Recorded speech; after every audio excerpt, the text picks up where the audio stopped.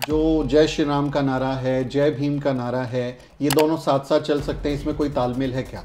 कि ये दो ऊंचे नीचे पहिए हैं, ये दोनों समतल नहीं है, दोनों एक साथ नहीं चल सकते।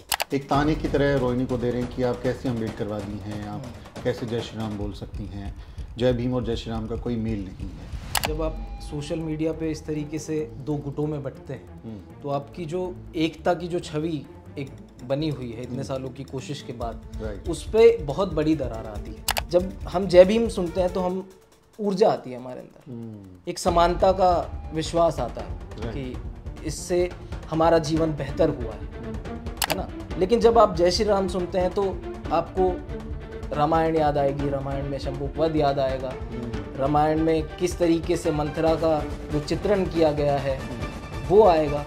क्योंकि वाल्मीकि समाज का एक बड़ा जो वर्ग है, तबका है, वो उनको ईश्वर मानता है, वो उनकी पूजा करता है। कि भंगियों द्वारा जो वाल्मीकि की पूजा होती है, इसकी प्राचीनता तो संदिग्ध है।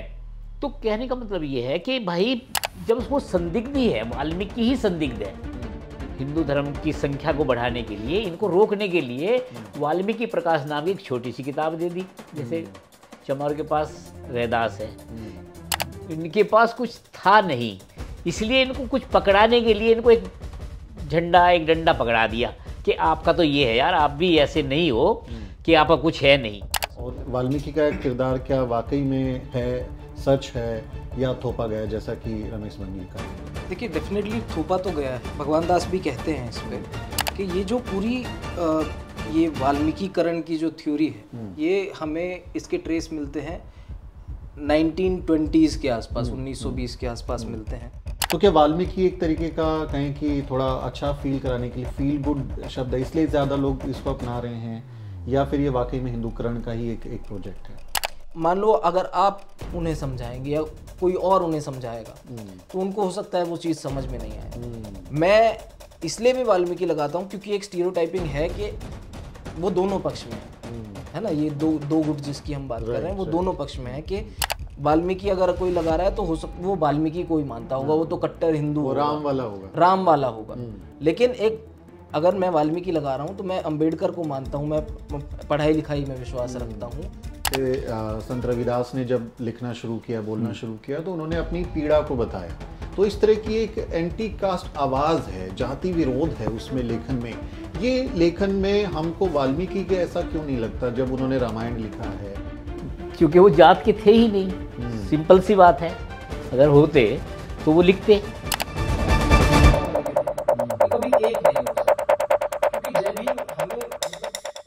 जय भीम साथियों, बहुत बहुत स्वागत है द न्यूज़ वीक की इस खास पेशकश में। और आज हमारे साथ दो ऐसे मेहमान हैं जो बहुत ही उम्दा और एक बेहतरीन विषय पर बात करने वाले हैं।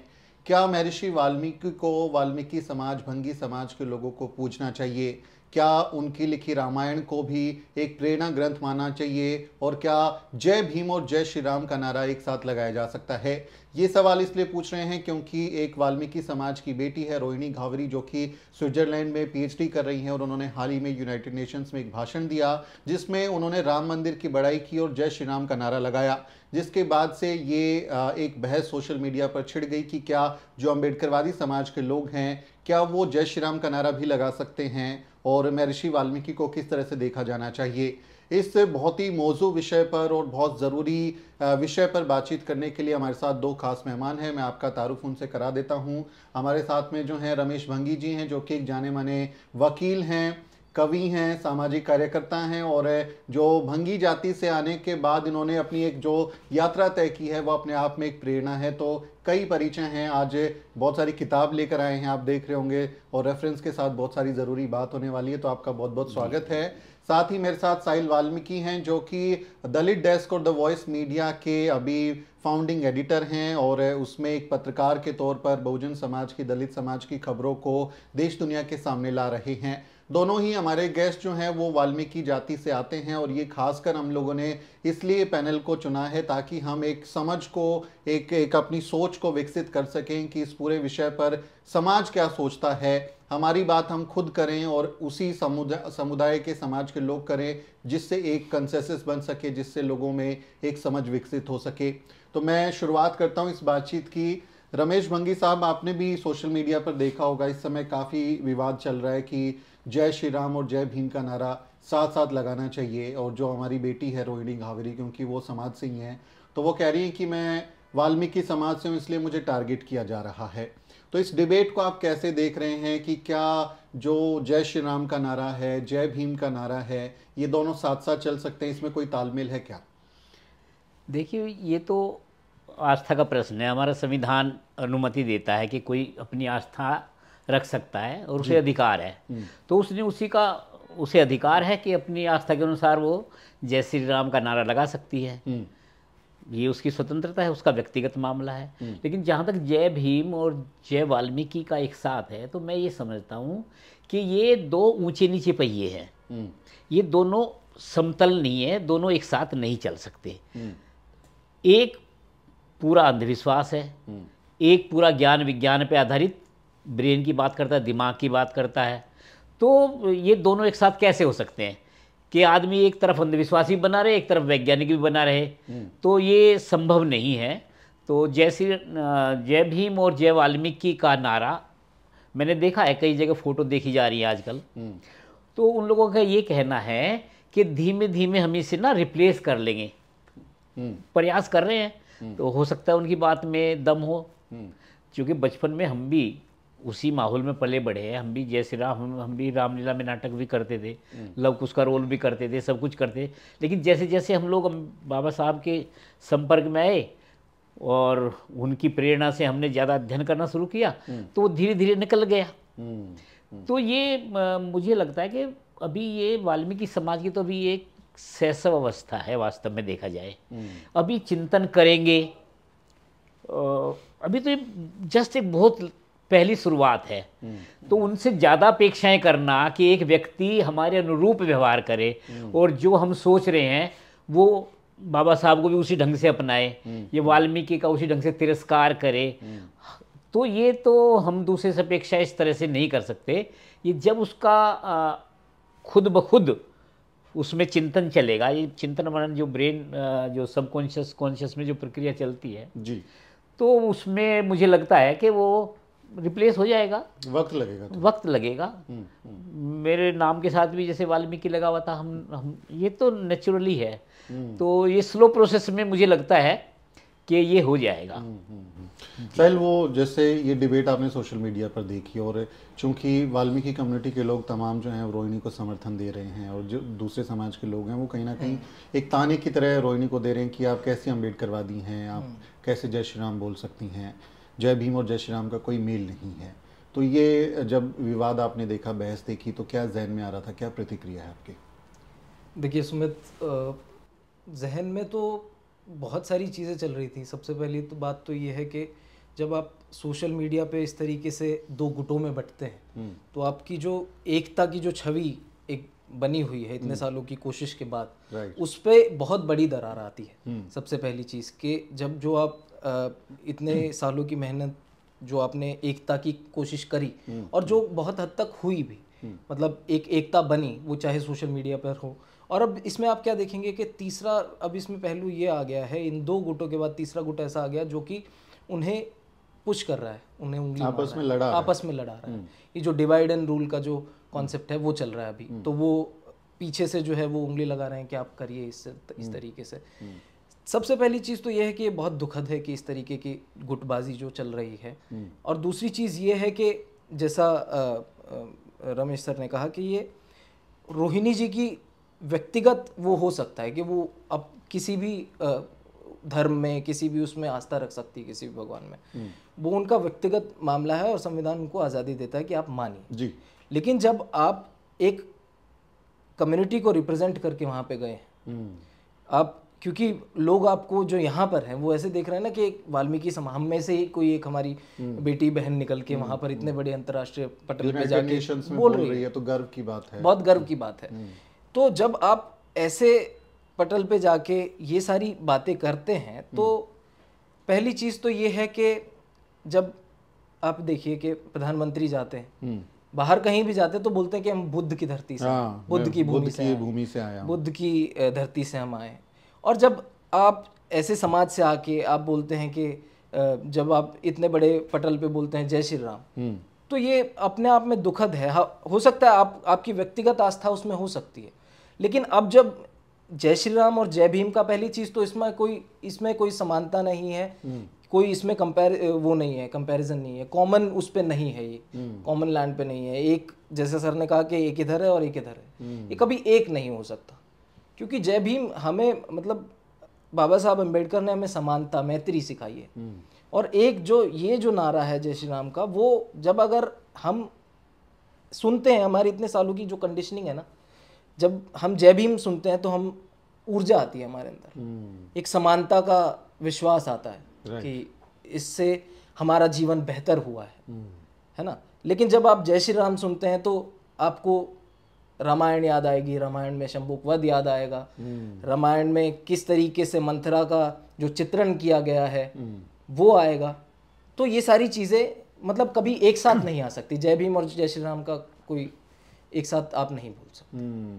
तो रमेश साहब, जैसे साहिल बोल रहे हैं कि आपने भी इस बात को दोहराया कि भाई इनमें कोई मेल नहीं है, लेकिन एक जो वर्ग है वो ये दावा कर रहा है कि जो जय भीम बोलने वाले लोग हैं, दरअसल ये एक कम्युनिटी के हैं, एक जाति विशेष के लोग हैं, और जो वाल्मीकि समाज के लोग हैं ये कहीं ना कहीं अभी इस एकता से बाहर कर गए, इनको टारगेट किया जा रहा है। आप कैसे देखते हैं इस चीज़ को? देखिए, ये इस बारे में तो कोई दो राय नहीं है कि जय भीम जो है निश्चित रूप से एक वर्ग के लोग बोल रहे हैं, और वाल्मीकियों में तो जय भीम का जो है बहुत कम देखने को मिल रहा है, शुरुआत है अभी। तो वो तो वाल्मीकि से अभी बाहर आए नहीं हैं, उनके बारे में अभी ये नहीं कह सकते कि भाई उनमें कोई विरोध है। उनमें तो जय भीम आया ही नहीं है, अंबेडकर आया ही नहीं है। तो ये जो डिवाइड अलग अलग का है, तो ये तो साफ साफ दिख ही रहा है, इसमें तो कोई दो राय नहीं है। तो जय भीम वाला तो जय भीम नहीं पहुंचा, लेकिन जय वाल्मीकि पहुंच गया। तो इस पर सवाल आता है कि जो महर्षि वाल्मीकि हैं, उनके चरित्र को, उनके किरदार को आप क्या स्वीकार करते हैं और किस रूप में स्वीकार करते हैं? क्योंकि वाल्मीकि समाज का एक बड़ा जो वर्ग है, तबका है, वो उनको ईश्वर मानता है, वो उनकी पूजा करता है। देखिए, वो पूजा करता है, वो सारा मामला यही है कि उनमें इतनी समझ ही विकसित नहीं हुई है कि उस पर प्रश्न कर सकें या उसका विश्लेषण कर सकें या अध्ययन कर सकें। जैसे मेरे पास इतनी सारी किताबें मैं ये लेके आया हूँ, इतनी सारी किताबें पढ़ने के बाद पढ़ेंगे तो विश्लेषण करेगा दिमाग। जब वो पढ़ ही नहीं रहे हैं, ये सिंपल वैसे ही हो गया जैसे कि संविधान को पढ़े बिना माथे से लगा लेना। तो वो वाल्मीकि की पूजा करते हैं, वाल्मीकि को जानते नहीं है कि उन्होंने क्या लिखा है, कितनी किताबें लिखी, क्या लिखा है। अभी मैं जैसे एक किताब पढ़ा था, जैसे वाल्मीकि के लोग अक्सर कहते हैं कि उन्होंने एक तो वाल्मीकि रामायण लिखी है और एक योग वशिष्ठ भी लिखा है। अच्छा।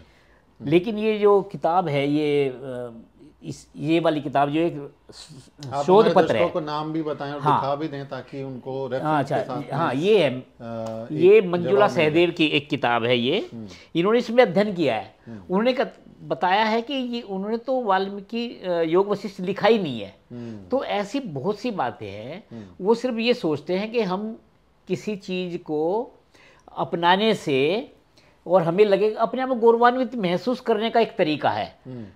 अध्ययन इसमें कहीं शामिल नहीं है।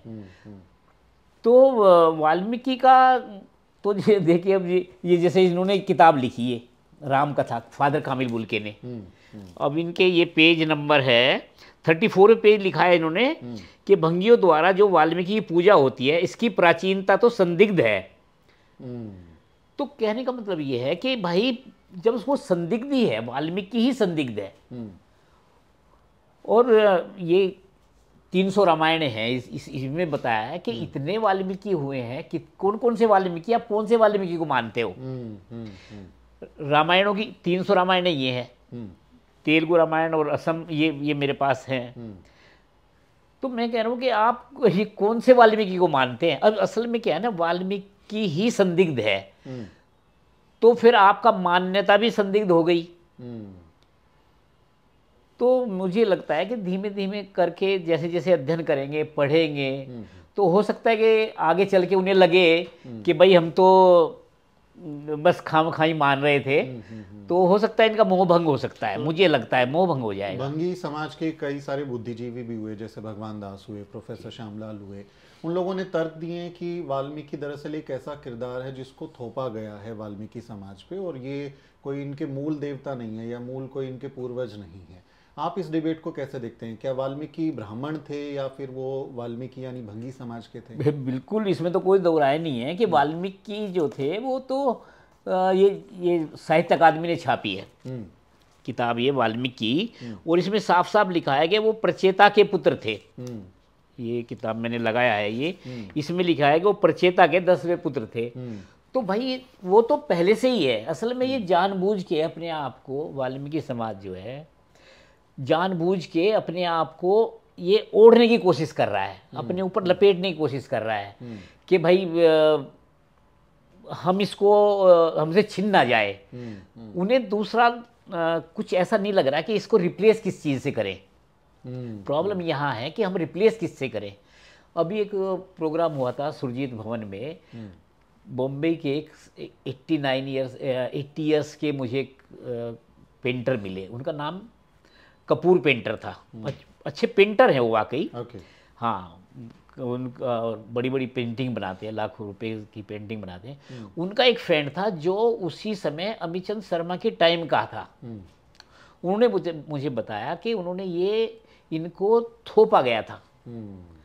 मैं भी अपने कई इंटरव्यूज में कह चुका हूँ और लिख के भी बताया है कि वो अमिचंद शर्मा ने जब पंजाब के चूड़े क्रिश्चियनिटी में और मुस्लिम में, इस्लाम में कन्वर्ट हो रहे थे, तो इन्हें रोकने के लिए कि इतनी बड़ी आबादी ये चली ना जाए, हिंदू धर्म की संख्या को बढ़ाने के लिए, इनको रोकने के लिए वाल्मीकि प्रकाश नाम की एक छोटी सी किताब दे दी। जैसे चमार के पास रैदास है, इनके पास कुछ था नहीं, इसलिए इनको कुछ पकड़ाने के लिए इनको एक झंडा, एक डंडा पकड़ा दिया कि आपका तो ये है यार, आप भी ऐसे नहीं हो कि आपका कुछ है नहीं। बहुत ज़रूरी बात कह रहे हैं रमेश जी, कह रहे हैं कि क्योंकि कन्वर्जन उस समय बहुत ज़्यादा हो रहा था, लोग जो हैं इस्लामिक पद्धति को मान रहे थे, क्रिश्चियन बन रहे थे, तो उनको रोकने के लिए एक किरदार को बनाया गया। इसको बनाने वाले कौन थे? क्या ये आर्य समाजी लोग थे? हाँ, अमिचंद शर्मा जी थे, वो आर्य समाजी ही थे। वो दयानंद सरस्वती जी ने चलाया था ना, तो ये वही थे। मैं बता रहा हूँ, मेरे खुद के रिश्तेदार मुसल्ली हैं, पटियाला में है। अच्छा, मतलब मुस्लिम भंगी हैं। और हमारे क्रिश्चियन हैं लोग, मेरे ससुराल वाले हैं, वो मसीह लिखते हैं हमने साथ, प्रेम मसीह है या फला फला मसीह है। तो ये तो हमारे लोगों का कन्वर्जन हमने ही किया है, वाल्मीकि ने ही कन्वर्जन किया। तो इसको रोकने के लिए अमिचंद शर्मा जी ने वाल्मीकि प्रकाश नाम की किताब लिखी और इनको दिया। बचपन में हमने भी वो किताब पढ़ी है और हमने भी सत्संग ऐसे करते जब छोटे बच्चे थे। तो ये उसी समय का मामला है, क्योंकि 60s की बात है ये, तो 20-30 साल तो हुए थे तब। अच्छा, कई लोग ये भी कहते हैं कि भाई ये जो वाल्मीकि नाम है ये ढूंढ के लाते हैं कि ये तो बहुत पहले से था हमारे पास, और कोई कोई किताब ढूंढ लेते हैं। लेकिन असल में आप साक्ष्य दे सकते हैं आर्कियोलॉजी के या फिर आर्काइव्स के। आर्काइवल एविडेंस अगर आपके होंगे तभी माना जाएगा। किसी साधु संत की लिखी हुई ऐसी किताब को मैं नहीं समझता कि उसको हम एविडेंस के रूप में स्वीकार किया जाना चाहिए।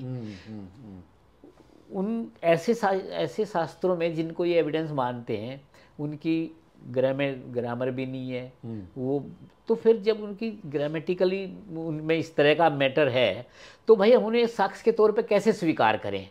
तो मेरा तो बिल्कुल पक्का मानना है कि 1920 के बाद 20-30 के आसपास जो है ये इनको थोपा गया है, कन्वर्जन रोकने के लिए इसको वाल्मीकि को लाया गया है। और अब वो चूंकि इनके पास कुछ था नहीं, तो इन्होंने उसको पकड़ लिया। नेचुरली है भाई, कुछ एक हमें कुछ संबल मिलता है, हर कोई इतिहास में कुछ चाहिए होता है जिससे बिल्कुल, ताकि अभी भी लोग ढूंढते रहते हैं भाई कुछ है क्या, पीछे का ढूंढते रहते हैं। तो वही इनको लगा है कि यार कम से कम कुछ मिल गया हमें, तो भंडारा करना, ये करना, वो मिल गया। अच्छा, प्रॉब्लम ये हुई कि वाल्मीकि के साथ रामायण भी मिल गई। और जब रामायण मिली तो राम भी मिले। तो वही मामला अब ये चल रहा है। मैंने कई मीटिंगों में हम लोग गए हैं, तो वहाँ जैसे ही हम मुलाकात होती है उसके बाद फिर वहीं रामायण का और राम जी की स्तुति गाने लगते हैं। एक बात और भी है कि भारत में 6743 जातियां हैं जो रजिस्टर्ड है। इसके अलावा भी 100-200 जातियां और भी होंगी। 7000 मान लीजिए आप, 7000 के करीब जातियां हैं, सैकड़ों धर्म है। कोई भी धर्म, कोई भी जाति किसी व्यक्ति के नाम पे नहीं है। कबीरपंथी है वो समाज, कबीरपंथी समाज तो है, लेकिन जाति किसी नाम से नहीं है। तो इसका नाम कैसे वाल्मीकि हो गया, ये भी बड़ा अजीब मामला है। मेरे पास 42 का एक कागज है मेरे पास, हमारी परिवार का कोर्ट का कागज है, लड़ाई झगड़े का। उसमें हमारी जाति खाकरोब लिखी हुई है। खाकरोब, खाकरोब, खाक को झाड़ने वाला खाकरोब। ये मेरे ख्याल है मुस्लिम नाम है ना, मुगल नाम है।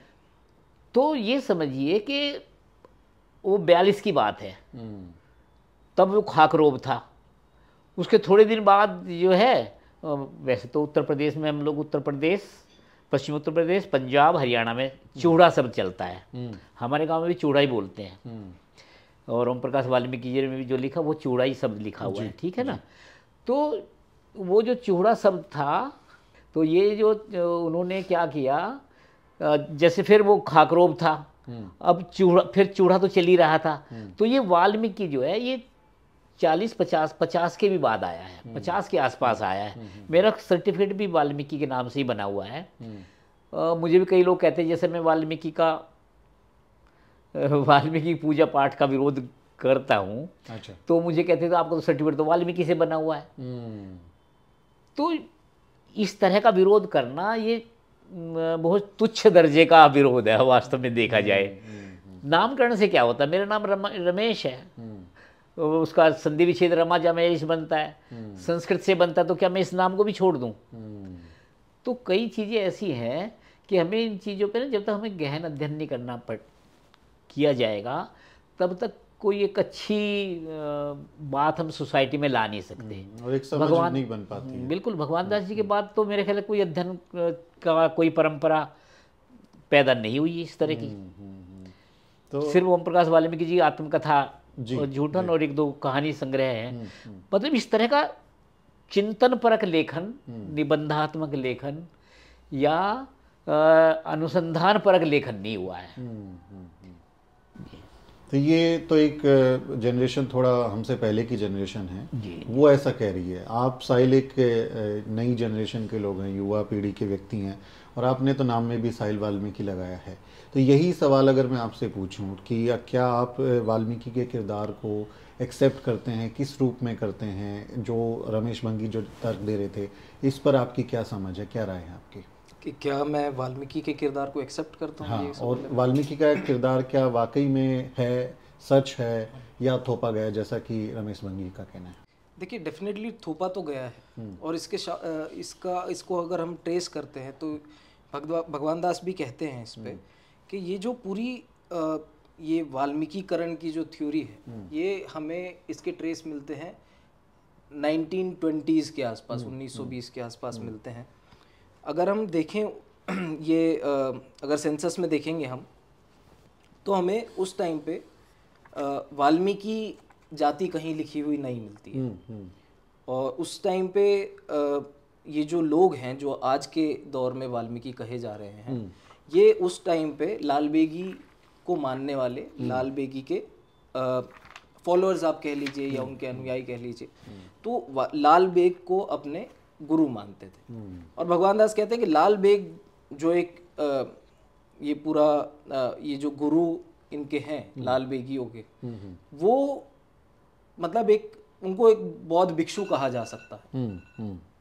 उनको बौद्ध भिक्षु कहा जा सकता है जिस तरीके से वर्णन उनका मिलता है। तो 1920 से पहले अगर आप देखेंगे तो लाल बेगी की जो पॉपुलेशन है वो ज़्यादा थी। और अगर 1920 के बाद आप देखेंगे वाल्मीकि बहुत कम थे। अगर डॉक्यूमेंटेशन में हम देखें तो बहुत कम हमें उसके ट्रेसेस मिलते हैं कहीं कहीं। तो अब अगर आप देखेंगे जाति और उनकी पॉपुलेशन उठा के तो आपको लाल बेगी मिलेंगे नहीं। बहुत कम, कहीं पंजाब सुनने में भी नहीं मिलता हाँ, कि लाल सुनने बेगी में है क्या अभी। और जैसे मैं अपनी बताऊं तो हालांकि बिल्कुल ये माहौल था कि जैसे वाल्मीकि जयंती आई तो वो एक पर्व की तरह लोगों ने लेना उसको शुरू किया। लेकिन अगर हम बात करें कि रोज़मर्रा की ज़िंदगी की, रोज़मर्रा की ज़िंदगी में मुझे ऐसा लगता है कि जहाँ से मैं आता हूँ, मुझे ऐसा नहीं लगता कि लोग वाल्मीकि को बहुत ज़्यादा सीरियसली लेते हैं। कि एक ये आरोप भी रहता है कि वाल्मीकि की वजह से लोग हिंदू फोल्ड में जा रहे हैं, जो कि कहीं ना कहीं से मतलब वाल्मीकि के साथ रामायण, जैसा रमेश जी कह रहे हैं, बिल्कुल वो सत्य सत्य भी है, रामायण भी आ जाएगा साथ में, वो सत्य भी है। लेकिन एक इसका पहलू और भी है कि सर जब जैसे जो लोग गांव में हैं, गांव में रहते हैं, उनको ज़्यादा वाल्मीकि आप अगर देखेंगे तो उनके मंदिर में बहुत से परिवारों में आपको मूर्ति भी नहीं मिलेगी या कोई फोटो भी नहीं मिलेगी। क्योंकि इसका एक ये है कि ये जो भंगी जाति है, इनके अपने देवी देवता रहे हैं, जो कि इनके पूर्वज कह लो या कुछ, उसको मुख्य रूप से ये लोग पूजा करते हैं। और क्योंकि एक दिन आती है वाल्मीकि जयंती, जो कि वो एक राजनीतिक त्योहार की तरह हम लोग उसको देख सकते हैं। तो वो चीज़ रही है। 1920 के बाद ये सारी चीज़ें बदल गई।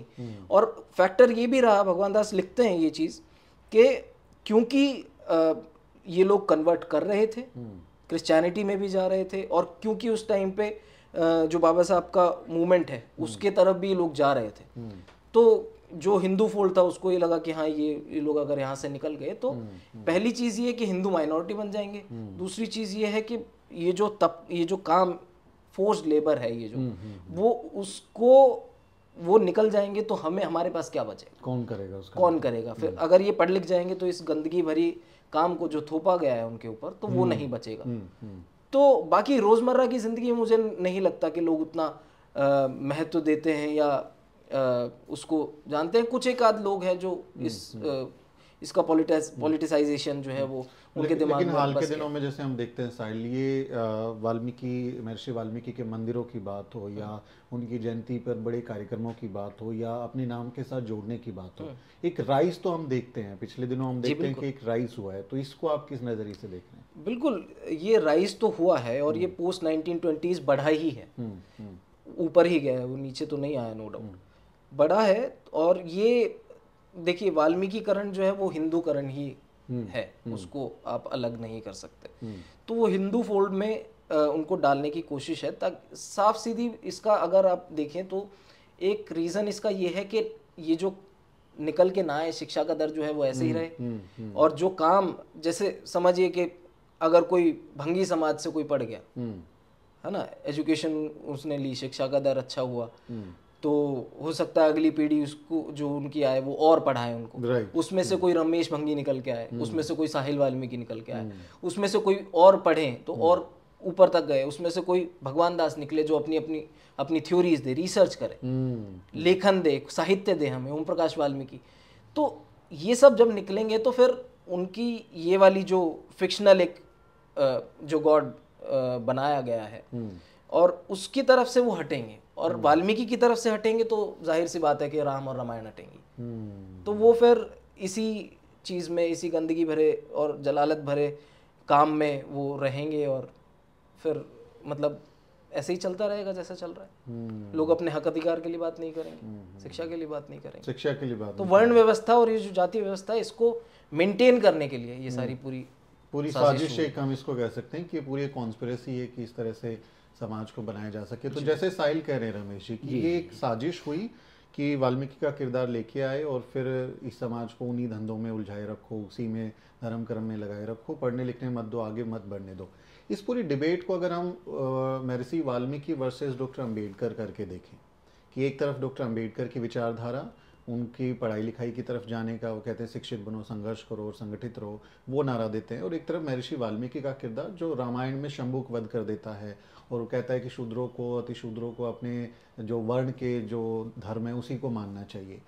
इसमें इस विचारधारा को दोनों को आप कैसे देखते हैं कि क्या जो जिन्होंने वाल्मीकि को माना वो कहीं पिछड़ गए और जो डॉक्टर अम्बेडकर को मानने वाले लोग थे वो थोड़ा आगे बढ़ गए? कैसे देखते हैं इस बहस को? इस बारे में तो कोई दो राय नहीं है कि जो अम्बेडकर फॉरवर्ड आगे जाने वाला रास्ता है, वाल्मीकि पीछे जाने वाला रास्ता है। क्योंकि वाल्मीकि अंबेडकर ज्ञान विज्ञान की बात करते हैं, ये दिमाग की बात करते हैं, वो सिर्फ पढ़ाई की रामायण क्या है, काल्पनिक ग्रंथ है जो सिद्ध हो चुका है, वो सिर्फ कहानी है, उपन्यास है। तो भाई आप उपन्यास पढ़ के क्या ज्ञान लोगे? आप साइंस पढ़िए, राजनीति पढ़िए, उन चीज़ों को पढ़ेंगे तो ही ज्ञान का विकास होगा ना आपके। आप इन चीज़ों को पढ़ के, वाल्मीकि रामायण को पढ़ के, मैं कह रहा हूँ आप वाल्मीकि रामायण पढ़ के कौन सा टेस्ट पास करेंगे? वाल्मीकि लोग कहते हैं कि वाल्मीकि भाई ठीक है रामायण लिखी है, मेरे पास मैंने 5,000 रुपये की रामायण खरीदी, वो फारसी वाली जो आपको बताई थी, तो उसको पढ़ लिया हमने, हमें लगा कि हाँ भाई फारसी का था और संस्कृत से फारसी में बहुत अच्छा तर्जुमा 1713 में कराया था, और बड़े बड़े सुंदर चित्र हैं, ये है, बड़ी अच्छी कहानी है। लेकिन हम उस कहानी से हमारे जीवन में क्या मिल रहा है, उसकी प्रोडक्टिविटी क्या है? हमें लाइफ में सोचना चाहिए कि मान लो मैं अगर कोई किताब पढ़ रहा हूँ तो उसको मैं पेपर पास करूँगा, एग्ज़ाम पास हो जाएगा तो मेरे को कहीं जॉब मिलेगा या कुछ मेरे जीवन में क्या होगा, बेटरमेंट होगा, एक अच्छा जीवन जिएगा। तो मैं कह रहा हूँ उस रामायण को पढ़ने से क्या मिलेगा आपको? ठीक है, अच्छी बात है, अच्छी कहानियाँ हैं, लेकिन कौन सी रामायण पढ़े? रामायण एक हो तो भाई पढ़े, सारी रामायण एक, कौन सी रामायण पढ़े? तिरुवल्लुवर, आपके तमिल में तिरुवल्लुवर का क्या नाम है उसका, एक बहुत बड़ा अच्छा ग्रंथ लिखा तिरुवल्लुवर ने, नाम याद नहीं आ रहा, वो उनके लिए रामायण से बड़ा ग्रंथ है तमिल्स के लिए। तो अब ये बताइए, वो साहित्यिक ग्रंथ है, ठीक है, अरे भाई ये अपने संस्कृत में तो कितने हैं, 4 वेद हैं, 6 दर्शन है, 18 पुराण है, उसके उप पुराण भी बहुत सारे, 108 उपनिषद हैं, इसके अलावा दुनिया भर के ग्रंथ हैं। अब कितने ग्रंथों को पढ़ लीजिए, इनको पढ़ने में आपको कम से कम 1-2 साल लग जाएंगे अगर कई घंटे रोज पढ़ें। उसकी प्रोडक्टिविटी क्या होगी? हम जो भी काम करें, जो बात करें, कुछ भी करें, उसकी प्रोडक्टिविटी होनी चाहिए। अब वाल्मीकि जयंती की प्रोडक्टिविटी क्या है? मुझे तो ऐसा लगता है कि इसकी प्रोडक्टिविटी उनके लिए संख्या बल दिखाना है। मुझे ऐसा लगता है कि भाई हम इतनी बड़ी जयंती निकालें तो हमारा संख्या बल ये है, ताकि वो आगे राजनीतिक लाभ उठाने के लिए शायद इसका उपयोग है। इसके अलावा क्या उपयोग है?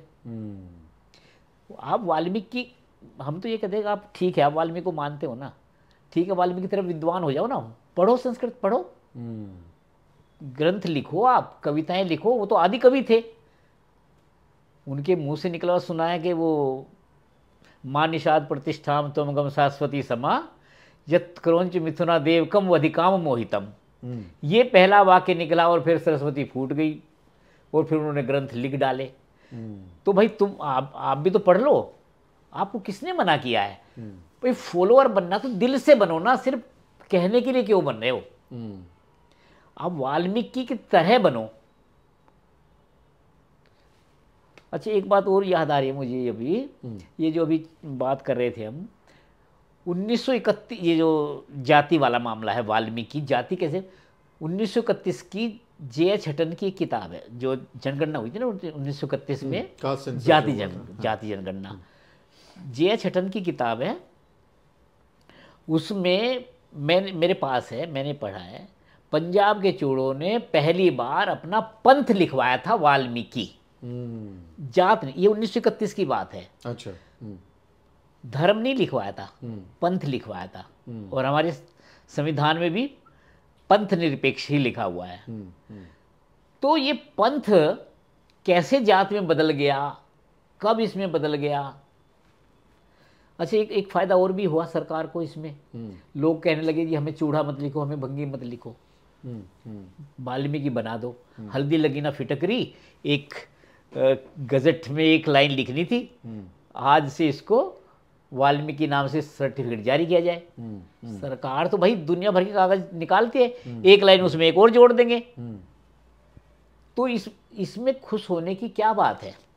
आपको वाल्मीकि नाम दे दिया, वाल्मीकि, महर्षि वाल्मीकि को लोग बना रहे हैं कि वो क्या था, एक हवाई अड्डे का बना दिया, अयोध्या वाला एयरपोर्ट बना दिया। तो भाई हम ये कह रहे हैं कि हमें क्या लाभ मिला? फिजिकल हमें चाहिए कि हमें दिखने वाली चीज चाहिए, हमें आर्थिक लाभ चाहिए। जीवन अर्थ से चलता है, हमें आर्थिक लाभ क्या हुआ?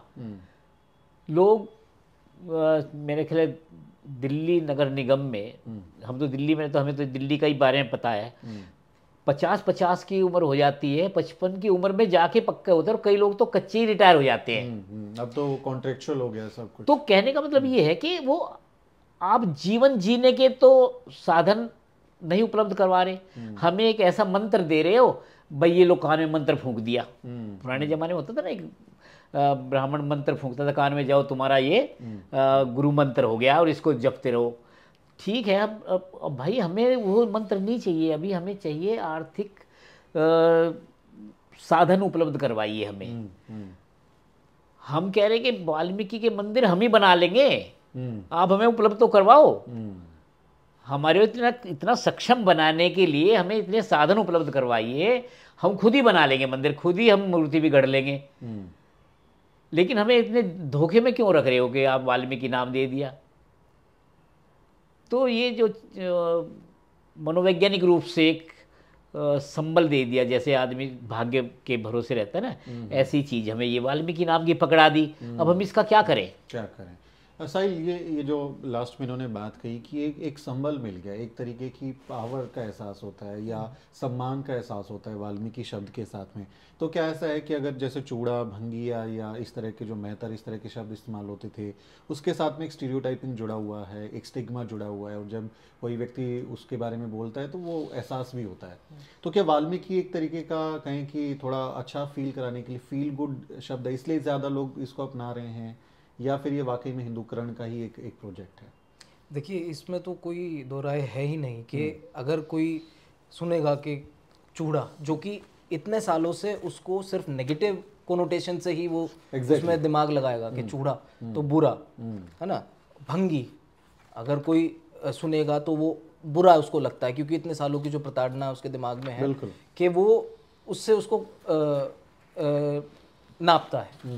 लेकिन जब वाल्मीकि लगाया तो एक वो, क्योंकि इतने सालों से जिस समाज को इज्जत नहीं मिली है ना, वो सेल्फ रिस्पेक्ट उसको नहीं मिली जो जिसके वो हकदार थे, तो वो कहीं ना कहीं जब थोड़ा सा सम्मान आता है ना, तो वो फिर अच्छा लगता है। इसीलिए से वो अपनाने की जो बात हुई तो लोगों को अच्छा लगने लगा ये कि भंगी और चूड़ा ना कह के वाल्मीकि कहो, और अपना इतिहास कनेक्ट करते हैं तो इतिहास। हाँ, तो लोग फिर पूछते हैं कि सब, अगर किसी को नहीं पता होगा कि भाई महाकाव्य लिखा था वाल्मीकि ने रामायण, तो वही उन्हीं के वंशज है हम। तो वो कनेक्शन जब हो जाता है तो वो एक तरीके का प्राउड फील करते हैं, और थोड़ा सा वो एक सम्मान की जो लड़ाई है ना, हमारी सम्मान की ही लड़ाई ना, सेल्फ रिस्पेक्ट की लड़ाई है।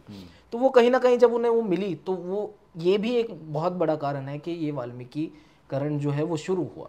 और जहाँ तक बात रही कि लोग ये तर्क भी देते हैं कि भाई, जैसे मेरे को कुछ लोगों ने कहा, ये शायद 2 साल पहले की बात है, कुछ एक ट्विटर पे ही बहस चल रही थी, तो मैंने कुछ उसमें ट्वीट कर दिया था जो कि उनको एक्सपेक्टेड नहीं था कि मैं ऐसा नहीं करूं, मतलब ऐसा करूंगा। तो किसी ने मुझे कहा कि आप तो जिस तरीके की आप बातें करते हैं, आप एक काम करिए, अपने नाम से वाल्मीकि हटा लीजिए। अच्छा। तो ठीक है, अगर हम हटा लेंगे, लेकिन मेरी जाति कास्ट सर्टिफिकेट में तो वो वाल्मीकि रहेगा ना, वहां से मैं नहीं हटा सकता ना उसको। वो क्योंकि अब ये क्योंकि कास्ट बन चुकी है और वो लीगल हो गया है, वो हटाना तो है, नो डाउट, उसमें कोई दो राय है नहीं हमें, क्योंकि बाबा साहब अम्बेडकर के रास्ते पे दिखाए रास्ते पे चलना है, हमें बुद्ध का दम अपनाना है। लेकिन मैं इसको ज़बरदस्ती अभी इसलिए भी लगाता हूँ कि तब तक जब तक मान लो अगर आप उन्हें समझाएंगे या कोई और उन्हें समझाएगा तो उनको हो सकता है वो चीज़ समझ में नहीं आए। मैं इसलिए भी वाल्मीकि लगाता हूँ क्योंकि एक स्टीरियोटाइपिंग है कि वो दोनों पक्ष में है ना, ये दो गुट जिसकी हम बात कर रहे हैं वो दोनों पक्ष में है कि वाल्मीकि अगर कोई लगा रहा है तो हो सकता वो वाल्मीकि को ही मानता होगा, वो तो कट्टर हिंदू, वो राम वाला होगा, लेकिन एक अगर मैं वाल्मीकि लगा रहा हूँ तो मैं अंबेडकर को मानता हूँ, मैं पढ़ाई लिखाई में विश्वास रखता हूँ।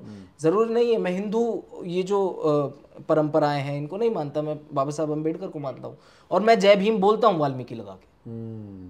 That is more important. तो ये सबसे ज़्यादा ज़रूरी है। और जहाँ तक कि आपने पिछला सवाल भी लिया था कि वाल्मीकि को किस तरीके से देखते हैं, भगवान दास लिखते हैं, मैं नहीं कह रहा हूँ, भगवान दास जिनको आप लोग भी जो लोग ये तर्क देते हैं वो भी आप उनकी पढ़े लिखे उनके बारे में जयंती पे नहीं, उनकी जयंती पे आप उनको अच्छा सा ट्वीट लिख देते हैं बड़ा सा कि उनको समाज ने उस तरीके से नहीं लिया जैसे बाकी लेखकों को लिया, बाकी विचारकों को लिया और लोगों को लिया, क्योंकि वो भंगी थे। आप अगर ये तर्क देते हैं कि वो, जो कि मैं समझता हूं कि ये सही भी है, आप अगर आज की मूवमेंट में देखें तो भगवान दास बहुत कम लोग जानते हैं भगवान दास को। बिल्कुल इतना क्लोजली एसोसिएटेड रहे डॉक्टर अंबेडकर से, उनके साथ काम किया, लेकिन बहुत कम मूवमेंट में जो लोग हैं उनको पता जानते होगा, हैं, है ना। तो ये चीज़ सच भी है, लेकिन आप जब उनकी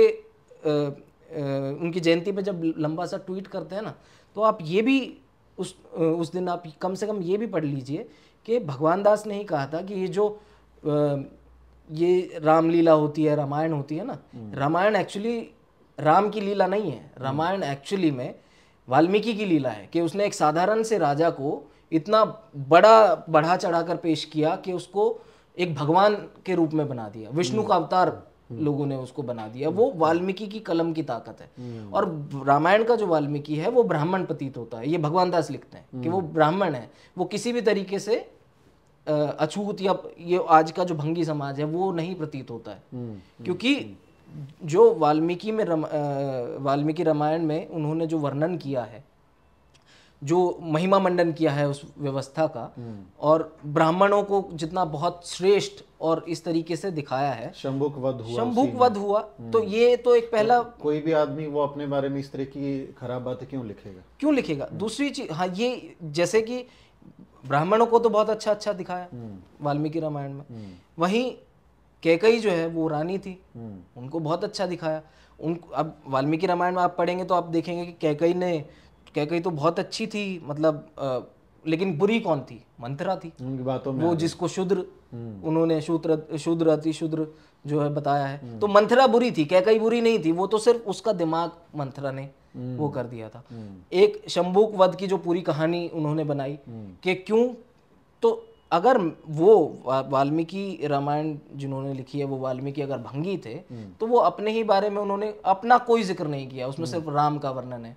वाल्मीकि का सिर्फ 3 या 4 किस्सों में वर्णन मिलता है हमें। लवकुश डवकुश जब सीता उनके आश्रम में आके रहती हैं, उससे पहले एक बार, और 3 या 4 दफ़ा जो है उनका वर्णन मिलता है, उसके बाद उनका कोई वर्णन नहीं है इससे ज़्यादा। तो ये तो भगवान दास कहते हैं, तो आप वो भी पढ़ लीजिए। सही बात। आप उसको क्यों नहीं पढ़ते हैं? आप सिलेक्टिव चीज़ें क्यों निकाल के ला रहे हैं?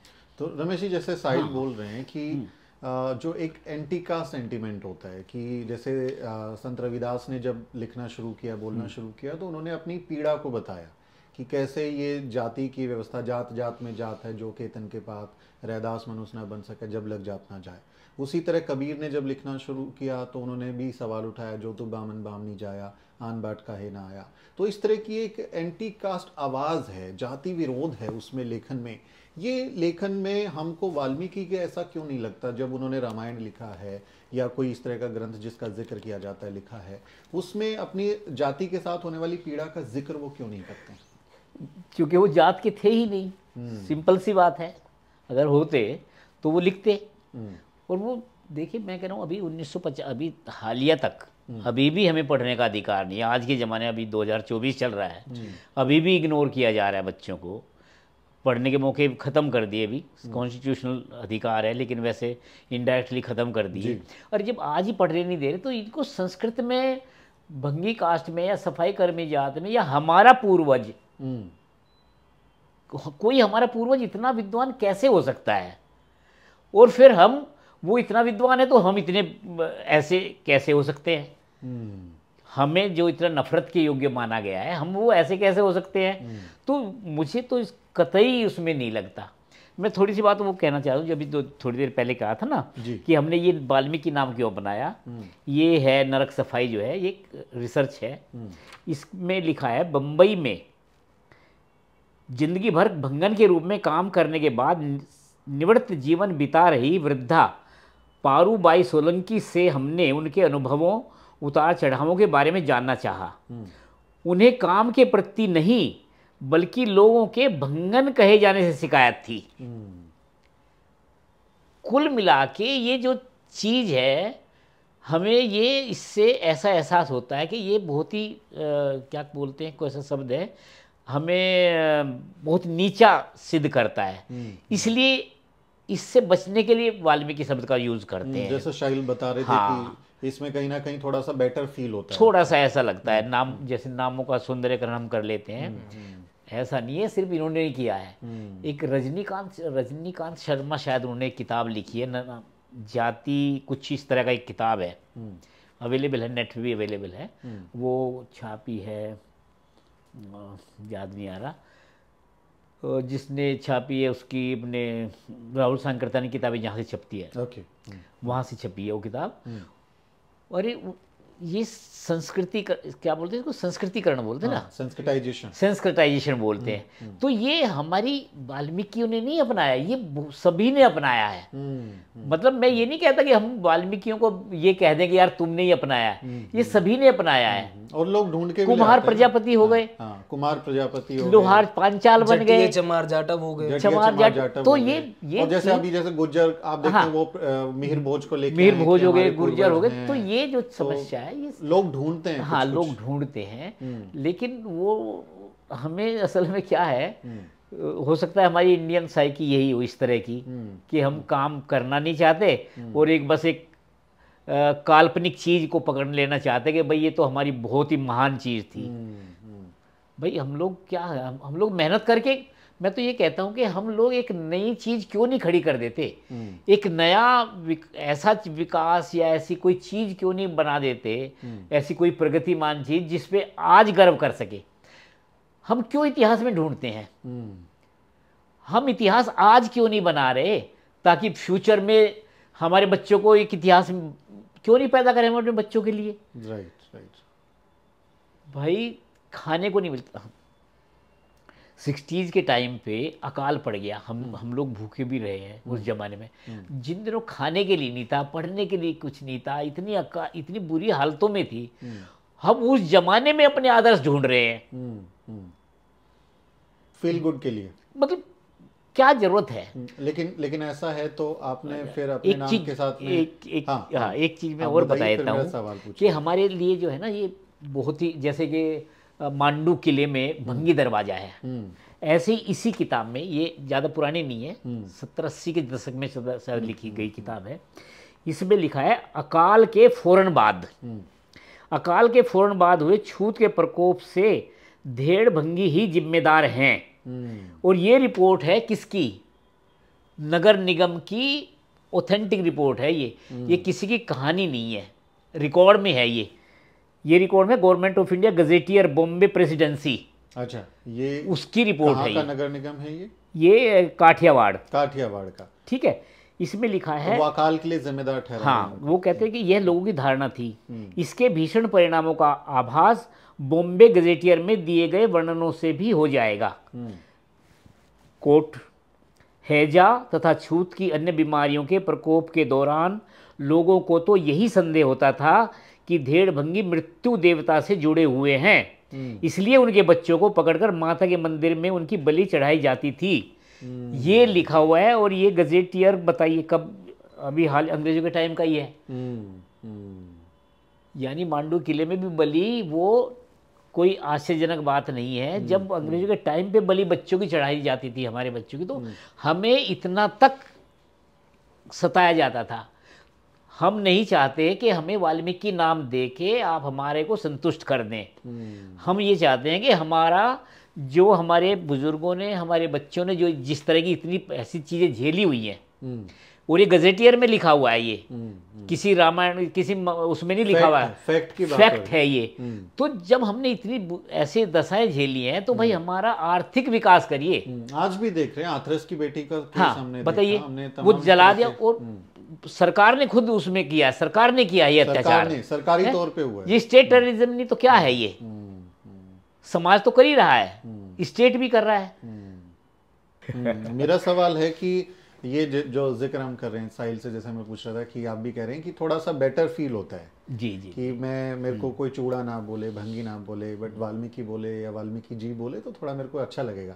आपके नाम पे आपने भंगी क्यों लगाया? क्योंकि इसमें कुछ दिलचस्प कहानी जरूर होगी, तो हम चाहेंगे इस चर्चा में वो भी सामने आए कि आपने वाल्मीकि क्यों नहीं लगाया, आपने भंगी क्यों चुना? देखिए, शुरुआत के दौर में जब हमारा 5वीं का टीसी कटा उसमें भंगी लिखा हुआ था। अच्छा। और लेकिन 6ठी 7वीं 8वीं जाने के बाद मेरे को भी ऐसा फील हुआ कि बहुत अच्छा, मुझे भी गलानी सी फील हो रही थी, तो मैंने वाल्मीकि उसमें लिख दिया अपने सर्टिफिकेट, अपने 7वीं 8वीं वाले में, जैसे हरिजन शब्द लिख देते हैं। हाँ, अच्छा, हरिजन भी लिखा हुआ है मेरे टीसी में, हरिजन भी लिखा हुआ है। अच्छा। अच्छा, तो मतलब ये देखिए ना, इसी दौरान, ये कब की बात है? ये 70s की तो बात है।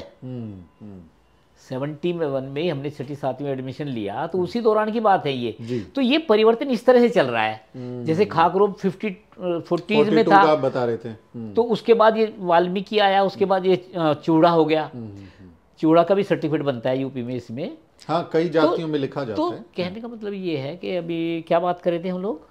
नाम की। हाँ, नाम का ये हुआ कि मुझे भी ऐसा लगता था। अच्छा, मेरा नाम फिर रमेश चंद मैंने लिखा, मैंने संस्मरण में भी लिखा हुआ है कि एक टीचर था हमारा, रमेश चंद गहलोत लिखता था मैं। अच्छा। तो गालियाँ वालियाँ बक के कहता, मैं तुझे गहलोत बनाऊंगा, ऐसे गालियाँ बकते हुए। तो भाई, तो उसने नाम से हमारा ये हटा दिया। मैं भी चाह रहा था कि रमेश चंद गहलोत मेरे सर्टिफिकेट में 10th में लिख के आया, लेकिन उन्होंने नहीं हटाया। तब उन्होंने लिखा था हमारे जो फॉर्म भरा था 10th का, पद दलित। अच्छा। अब ये देखिए, एक शब्द पद दलित भी चल रहा था उस 70s में। 74 की बात बता रहा हूँ। अच्छा। तो वो तो नाम लगा नहीं, फिर मैं बस कंडक्टर बन गया। तो बस कंडक्टर में भी फिर मैंने अपनी एक नाम की पट्टिका पे रमेश चंद गहलोत लिख दिया। अच्छा।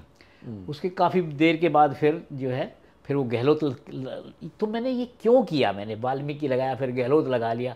तो वो भावना, हिकारत की भावना मुझे भी फील हो रही थी। तो मुझे भी ये ऐसा लग रहा था। लेकिन उसके बाद जैसे हम लोग पढ़ते चले गए, अध्ययन करते रहे, बाबा साहब की प्रेरणा मुझे 6ठी क्लास से मिली। अच्छा। पढ़ने की प्रेरणा। वो इतना ज़्यादा पढ़े, हमने ये देखा कि वो इतनी बुरी हालत में इतना ज़्यादा पढ़ गए, तो मेरे जीवन का उद्देश्य था ज़्यादा से ज़्यादा पढ़ना, ज़्यादा से ज़्यादा पढ़ना। जो नौकरी मुझे मिली है वो बाई प्रोडक्ट है, नौकरी का टारगेट मेरा कभी नहीं रहा। अच्छा। तो बाबा साहब की तरह पढ़ना है ये रहा। तो ये जो भंगी शब्द है, वास्तव में ये इस तरह से चल रहा था कि भाई, आप चाहे नाम का सौंदर्यीकरण कर, जैसे मैंने गहलोत बन गया, लेकिन जब तक जाति न पूछ ली जाए तब तक सामने वाले को चैन ही नहीं पड़ता। तो फिर ये लंबे चिंतन के बाद जो है, 5-6 के बाद जो है, फिर ये भंगी शब्द मैंने लगाना शुरू किया कि भाई अब तो जो है स्पष्ट हो जाना चाहिए कि, क्योंकि जब हम छुपाते हैं ना, देखिए प्रोसेस है ना, तो उसमें आपकी एनर्जी वेस्ट होती है और समय भी खर्च होता है। तो ये शॉर्टकट कर दिया मैंने, लंबे प्रोसेस को छोटा कर दिया। नाम क्या है, सरनेम क्या है। अभी देखो, अभी आ रहा था ना वो जो ये प्रोग्राम आते हैं ना बच्चों के डांस वांस के, उसमें वो एक आदमी वो पूछ रहा था, जो सामने बैठा हुआ जो डांस वांस देखते हैं, कि आगे क्या। तो ये पूछने की आदत जाति नहीं है, और वो क्यों पूछते हैं? जाति का पता करने के लिए। इसलिए भारत एक जाति आधारित देश है और इसमें जात से आप बच नहीं सकते। तो फिर मैंने रमेश भंगी ही लगा लिया, क्योंकि मेरे पास इतनी क्वालिफिकेशन है माशाअल्लाह, बता भी दीजिए दर्शकों को, एक लंबी लिस्ट बनती है। तो तब फिर मुझे पता लगा कि confidence comes from with in. बहुत सारी डिग्रियां आपके पास में। हाँ, तो कॉन्फिडेंस जब आ गया आपके, तो ये हमारे को नाम को भंगी कह के नाम हमारा कॉन्फिडेंस लूज करने की बात की जाती है। तो मैंने अपना कॉन्फिडेंस जब अंदर से बना लिया, तो फिर अब मुझे किसी भी नाम से पुकार लो। मैं जो व्यक्तित्व हूँ, मैं जो रमेश नाम का या जो भी कहे, रमेश भंगी कहे जो भी, तो वो मैं एक व्यक्ति हूँ, आप किसी भी नाम से पुकारे, ये संज्ञाई तो है। और फिर दूसरी बात ये भी है, मैं ये कहता हूँ कि जब मैं कोई रमेश भंगी बोल रहा है, तो वो जो क्या गंद की भावना, ये नफरत की भावना सामने वाले के दिल में हो रही है ना, मुझे थोड़ी हो रही है, तो वो जिम्मेदार है, मैं क्या करूं। अगर आपके मन में भंगी कहने से, मैं रमेश भंगी बोल रहा हूं, और आपके मन में कोई बुरे विचार, बुरी भावना या कोई गंदगी का भाव आपके मन में पैदा हो रहा, तो आप जिम्मेदार है ना। तो मैं थोड़ी जिम्मेदार हूँ। तो ये थोड़ा सा, तो ये कॉन्फिडेंस, अपनी आइडेंटिटी के प्रति थोड़ा कंफर्टेबल होने की जरूरत है। और उसको बिल्कुल, क्योंकि इसके जरिए ही आपको वो टॉर्चर फील कराने की कोशिश की जाती है, तो एक अच्छा अनुभव आपका। वही मैंने अपना टूल बना लिया।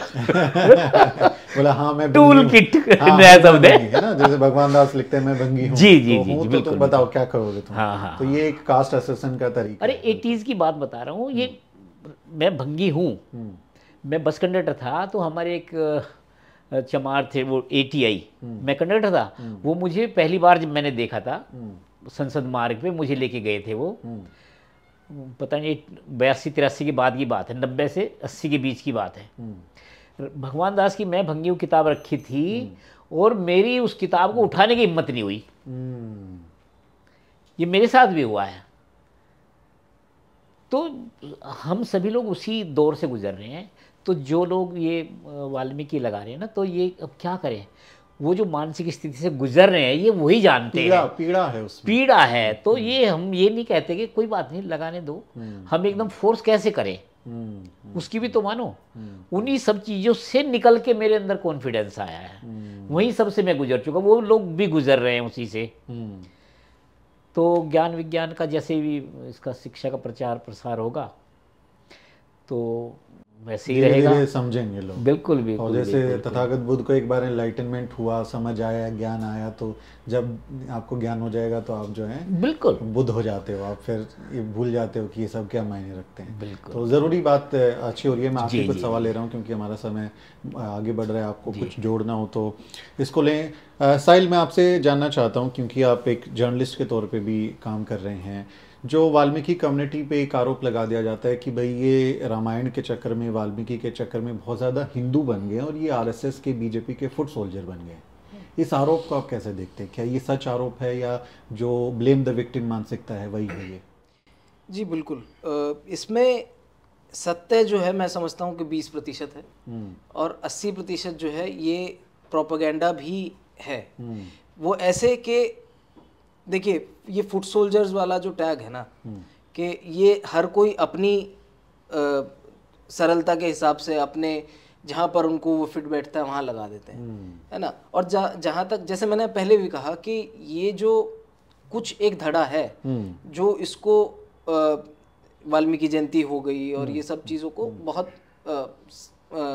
दिल से लगा के और उस तरीके से सेलिब्रेट करता है। ये एक्चुअल में ये पॉलिटिकल मूव है। लेकिन बहुत एक बड़ा तबका ऐसा है जो सुबह जाता है काम पे, अपने निकलेगा, जिसको रोज की रोटी की फिक्र है। exactly. वो वाल्मीकि जयंती पे अपने जो अपनी पूरे महीने की पूंजी है वो थोड़ी लगाएगा।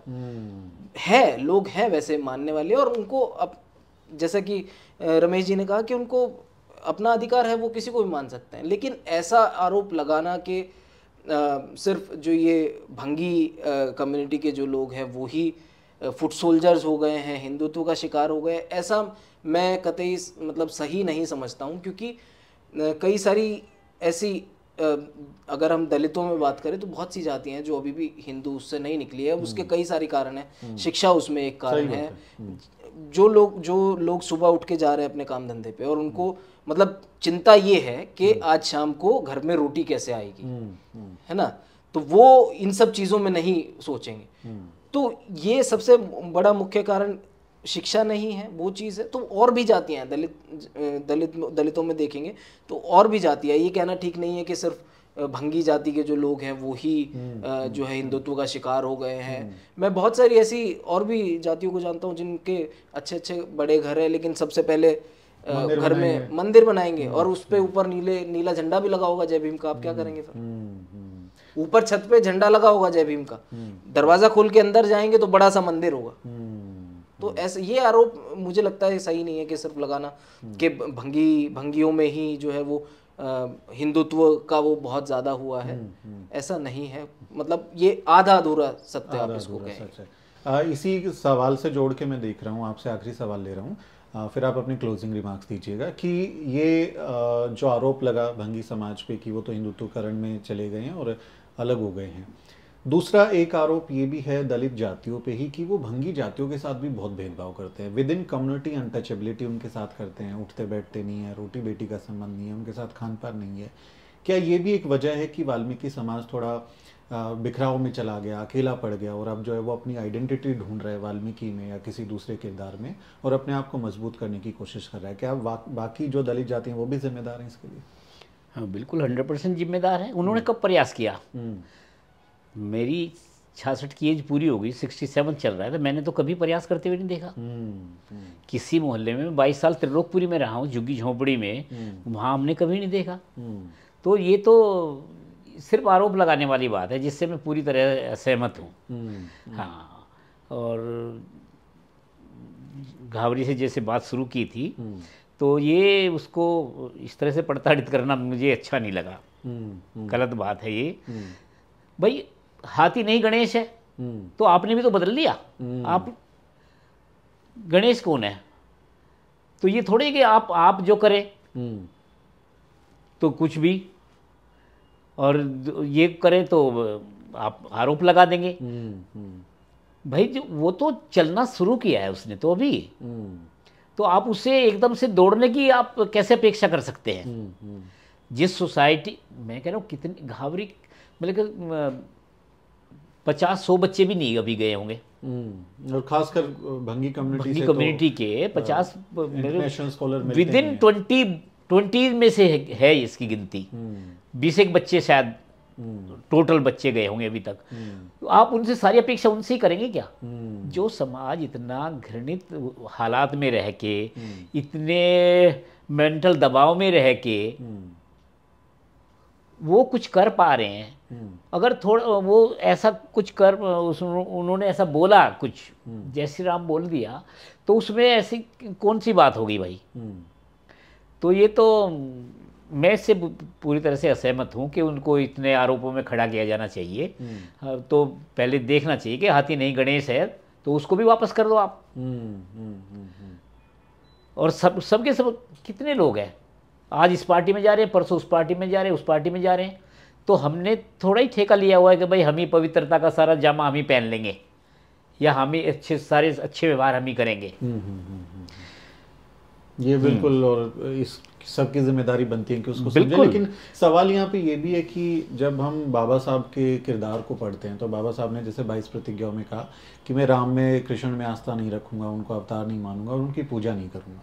तो जब हम अपने आप को एक अम्बेडकरवादी के तौर पे पेश करते हैं या बाबा साहब के अनुयायी के तौर पे पेश करते हैं, और फिर मीनवाइल हम अगर ये कहें कि हम जो है जय श्री राम भी बोलेंगे, हम मंदिर भी जाएंगे, तो ये फिर कहीं ना कहीं एक विरोधाभासी चीज़ बन जाती है। विरोधाभासी तो है, लेकिन भाई 22 प्रतिज्ञाओं में मुझे तो नहीं लगता कि कोई 15 भी मानता हो। 22 में 22 की 22 कौन मान रहा है? 15 भी नहीं मानते। तो असल में मान्यताओं का और इसका जो है व्यक्ति के लालन पालन से लेके, बचपन से लेके बड़े होने तक इन सब चीज़ों में प्रभाव आता है। ऐसा नहीं कर सकते आप। एक व्यक्ति कोई मशीन तो है नहीं। आप कह रहे हैं कि ओवर द पीरियड वो समझ सकते हैं, सीख बिल्कुल सकते हैं। बिल्कुल, धीमे धीमे करके ऐसे आएगा कि भाई स्लो चेंज आएगा। मैं कह रहा हूँ कि हम भी तो वही कर रहे थे, पूजा पाठ, हम सब पूजा पाठ कर रहे थे, हम भी तो रामायण पढ़ रहे थे। मैंने अपनी सारी चीज संभल के, सारी उंगलियों में सर में ये पड़े हुए थे, रत्न पहने हुए थे, एक मुखी रुद्राक्ष हमने ही तो पहना हुआ है। हमने, मैं ये कहने लगूँ कि मैंने तो बचपन से ही नहीं पहना, ऐसा कैसे हो सकता है? उसी माहौल से निकल के आए हैं। और मान्यताओं के जो हमारी सबकॉन्शियस में जो हमारे विचार पड़े, उनसे मुकाबला करना बड़ा कठिन काम है। अंतर्द्वंद चलता रहता है, निरंतर चलता है, बार बार चलता है। अच्छे भले आदमी ज्योतिष को देख के सोचते थे चलो देख लेते हैं। सही बात है। तो ये सब चीजें हमारे सबकॉन्शियस में पड़ी रहती हैं। ये एक जरूरी पॉइंट है आपका कि भाई इतना ज्यादा आप हाश मत हो जाइए एक दूसरे के साथ में। जी जी जी। समय दीजिए, हो सकता है समझ के, पढ़ के, लिख के, आप लोगों की बातें सुन के उसमें परिवर्तन आए तो एक अच्छी बात है। मतलब हमको वो 24 कैरेट का अम्बेडकरवादी ढूंढने की तलब नहीं मचानी चाहिए। बिल्कुल बिल्कुल। देखिए पॉइंट मैं भी ऐड करूंगा सर, प्लीज बोलिए आप। नहीं, मैं कह रहा हूँ बाबा साहब, देखिए हमारे संविधान में आस्था रखने का अधिकार है। तो आस्था क्या है? आस्था एक तरह से धर्म और संस्कृति, यही चीजें तो हैं जी।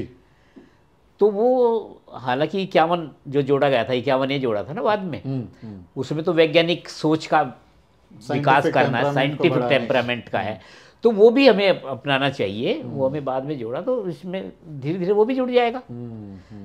भाई संविधान में ही हमारा क्या है, स्टेट प्रिंसिपल्स क्या बोलते हैं उसको? हाँ, स्टेट के वो, हाँ स्टेट है ना, नीति निर्देशक तत्व। हाँ, नीति निर्देशक तत्वों को ही हमने कहाँ लागू किया कर पा रहे हैं? हाँ, बिल्कुल। तो ऐसे बहुत सारी चीजें हैं। इतनी अपेक्षाएं करना, जो समाज जो अभी चलना सीख रहा है, जो चलना सीख रहा है, मैं वही बता रहा हूँ, किडिंग एज में जो है उससे ज्यादा अपेक्षाएं ना की जाए और सहयोग किया जाए, थोड़ा लिबर्टी दी जाए। बिल्कुल। मैं सभी अपने अम्बेडकरवादी भाइयों से यही कहना चाहता हूँ कि भाई हमें सहयोग करिए। आप एकदम आलोचना, कटु आलोचना के बजाय समालोचना करिए और इम्प्रूवमेंट करने की बात करिए। विरोधियों के साथ चला जाएगा, जी जब जी आप जी, उसको नकारेंगे, तिरस्कार करेंगे, तो फिर वो कहीं तो शेल्टर ढूंढेगा, फिर वो शेल्टर ढूंढना शुरू करेगा कि मेरे को तो यहाँ भी नहीं मिल पा रहा है। Exactly. जी जी। साहिल, आप कुछ जोड़ रहे थे? मैं यही जोड़ रहा था सुमित कि ये जो, जैसे मैं अब ये दूसरा तीसरा वाक्य है मेरे ख्याल से, कि जब ये कुछ ऐसी तरीके की चीज़ होता है, ये जो पूरा आप बता रहे हैं ना कि हिंदू जिस तरीके से आरोप लगते हैं कि हिंदू फोल्ड में है, उसकी एक बड़ी वजह ये भी है कि ये जो मूवमेंट में उनको जिस तरीके से समाज को जोड़ा जाना चाहिए था ना, वो कभी जोड़ा नहीं गया। मैं एक बहुत सीनियर और बहुत वरिष्ठ लेखिका थी, मैं महाराष्ट्र में उनसे मिल रहा था, तो वो भंगी समाज से थे। मैं उनसे इसी बारे में हम चर्चा कर रहे थे कि कैसा मूवमेंट में होता है और यहाँ पे क्या माहौल है। तो उन्होंने कहा कि मतलब भंगियों को तो खास करके अगर नाले के उस पार भी हमारा घर है और उस पार कार्यक्रम हो रहा है कोई, तो बुलाएंगे नहीं हमें, है ना। तो ये बहुत ही मतलब कि इसको आप इस तरीके से भी देखिए कि आपने कभी उसको अपने में लाने की कोशिश नहीं की, तो वो सामने वाला जैसे आपने कहा कि उसको बना लेगा। तो जब ये पहले भी 2-3 ट्विटर पे ऐसा वाकया हुए हैं, तो आप ये देखिएगा कि उसमें भाषा भी बदल जाती है लोगों की। जिस तरीके से आप उनसे जो है आंसर मांग रहे हैं, वो भाषा, ताने, वो पूरा रवैया बदल जाता है जब सामने कोई भंगी समाज से होता है। तो उनको तो एक वो मिल गया ना स्पेस कि आपने दे दिया कि जब आपस में आप हो रहे हो तो वो कूद जाएंगे, खुद सोचेंगे, कूदेंगे और फिर वो उनको अपने भरोसे मिलेंगे। तो ये मुझे लगता है कि ये थोड़ा सा कम वो करना चाहिए। और भंगियों पे ज़्यादातर ये रहता है कि भाई बहुत ही कैसे कई ऐसे जो अपने आप को अम्बेडकरवादी कहते हैं कि अभी भंगी हमें अम्बेडकरवाद सिखाएंगे। अच्छा, इस तरीके का माहौल है। और ये जो वो लोग हैं जो तथाकथित खुद को कहते हैं कि हम अम्बेडकरवादी हैं, तो क्यों आपको एक भंगी अम्बेडकरवाद नहीं सिखा सकता भाई? मतलब क्या किसी और जाति का, जाटवों का, महारों का कोई कॉपीराइट थोड़ी ना है अम्बेडकर पे?